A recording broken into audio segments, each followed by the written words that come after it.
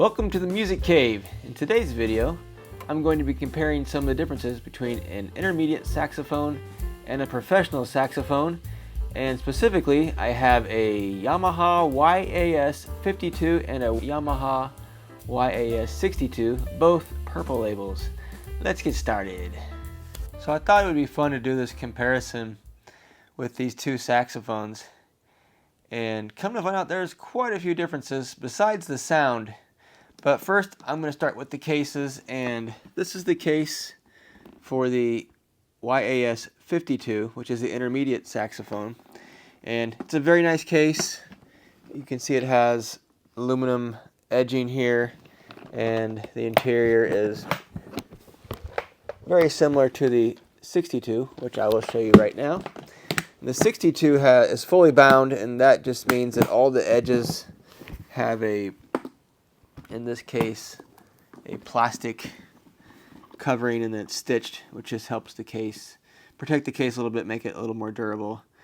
And both of them do have carry handles on the end, and then I'll show you the inside of this case, which still has stuff in it, but you can see that the inside of the case looks just the same too. It just has the blue lining instead of black, and the case on this one is purple. The other one is black.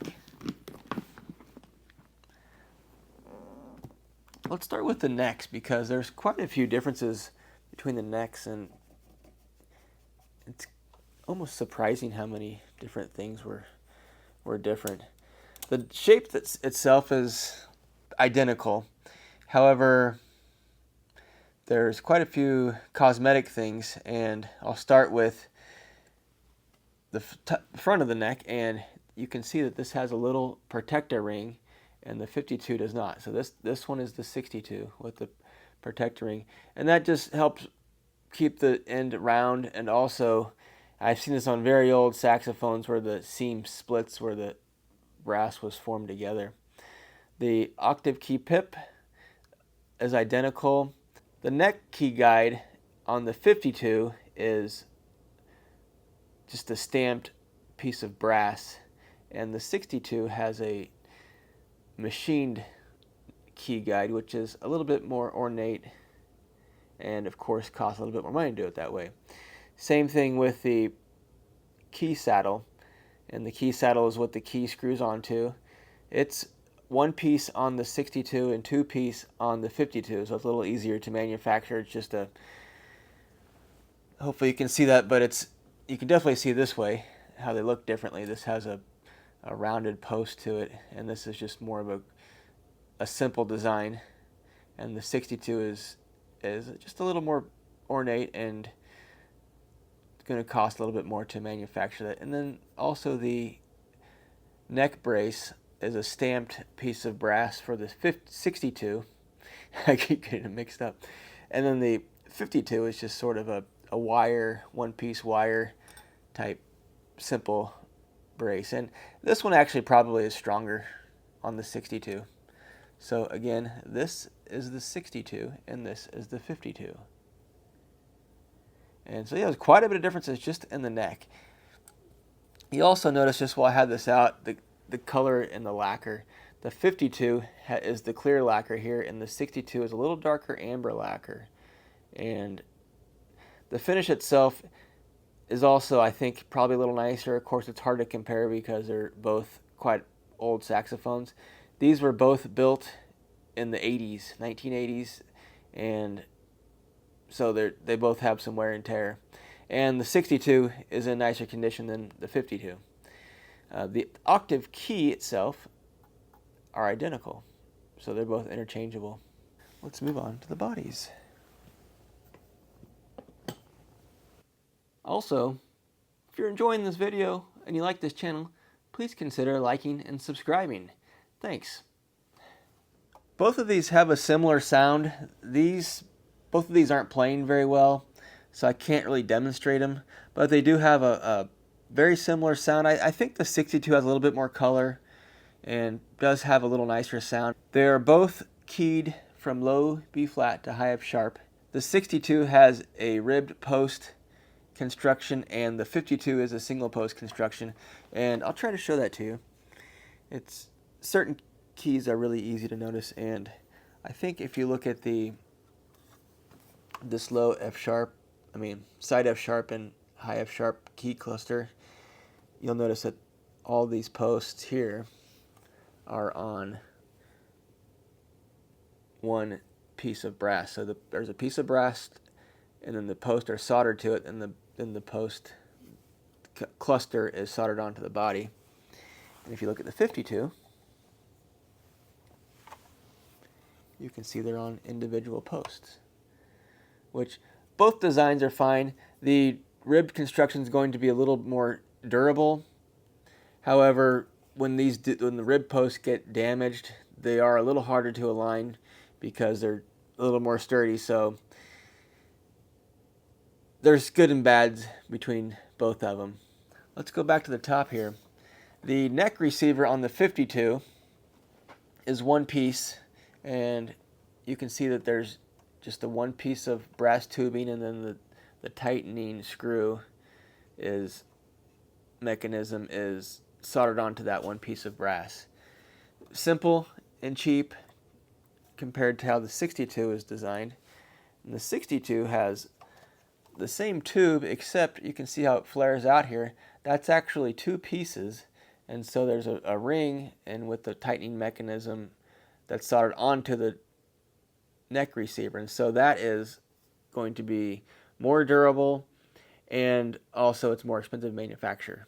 All of the screws and rods on these are, for the most part, going to be interchangeable. I don't think there's anything on these two particular models that wouldn't interchange. Same thing with the keywork. The keywork is identical. The 52, and this is common with, mainly with older intermediate type saxophones, but the 62 has a fixed thumb rest, and the 62 is adjustable, and that's what this piece here. So if you see something that says adjustable thumb rest, that's this piece here, and you can loosen that giant screw there and move that around to fit your thumb a little better.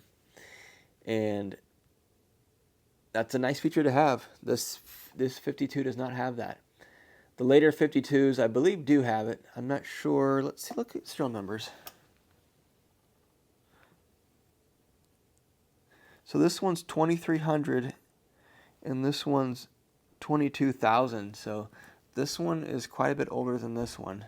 They both have adjustment screws for the upper and lower stacks, which all Yamahas have adjustment screws, so you can make fine-tuning a little easier on these saxophones.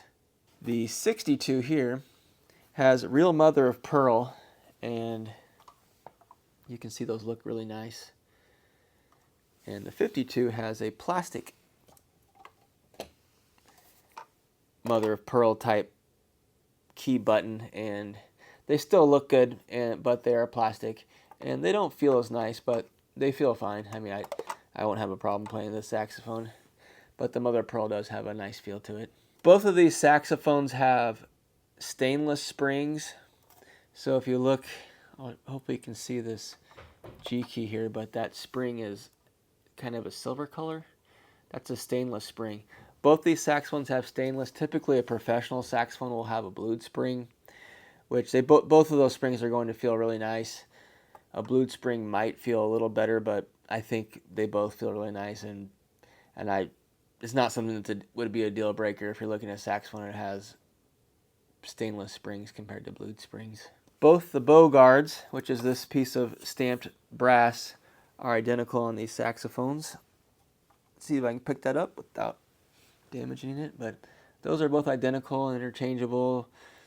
Not that you would have to interchange them, but same thing with the key guard screws. Those are both the same, and those are actually the same screws that would be like on a student model saxophone, except for they would be nickel plated instead of brass. One thing I kind of found interesting is this bow to body clamp.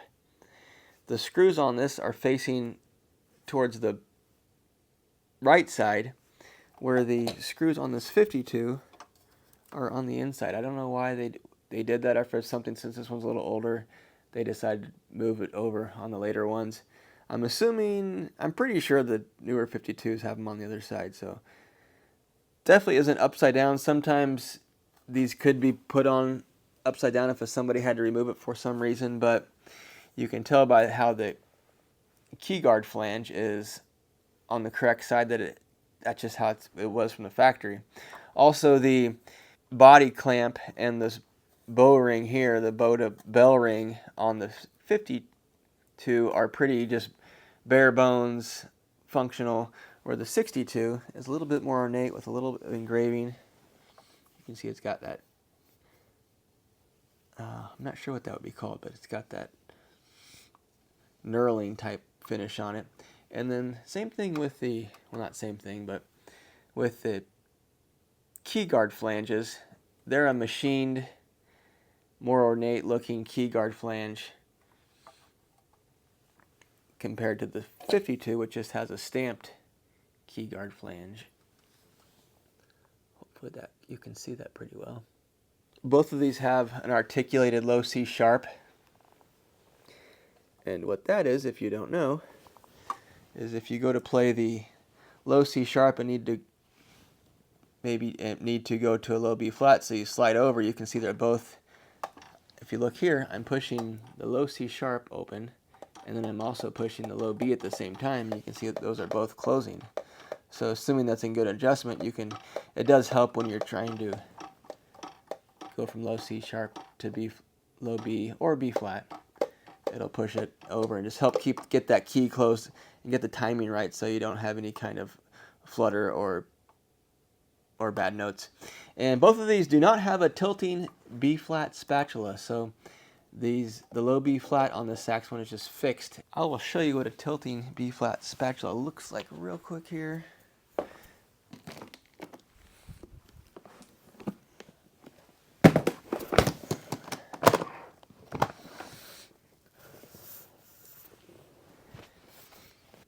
In case you don't know what a tilting B flat spatula is, if you look to the side here, you can see how this, hopefully, let's see if I can.